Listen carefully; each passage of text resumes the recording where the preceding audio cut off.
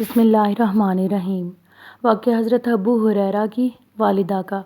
حضرت ابو ہریرہ کی والدہ اسلام کے اور نبی پاک صلی اللہ علیہ وسلم کے خلاف بہت وہ نفرت رکھتی تھیں۔ پھر ایک دم سے ایسا کیا ہوا کہ انہوں نے اچانک سے اسلام قبول کر لیا۔ آئیے اس واقعے میں جانتے ہیں۔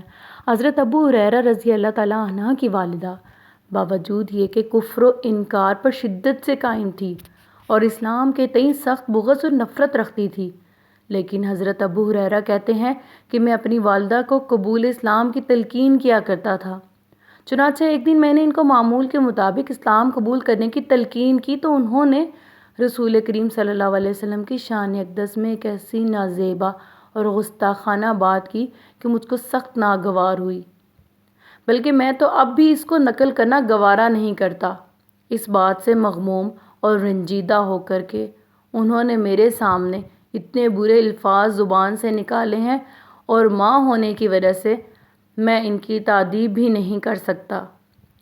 روتا ہوا رسول کریم صلی اللہ علیہ وسلم کی خدمت میں حاضر ہوا اور عرض کیا، یا رسول اللہ صلی اللہ علیہ وسلم، اب تو آپ ہی اللہ سے دعا فرما دیجئے کہ ابو ہریرہ کی ماں کو ہدایت عطا فرمائے۔ آپ صلی اللہ علیہ وسلم نے دعا فرمائی، اے اللہ ابو ہریرہ کی ماں کو ہدایت عطا فرما۔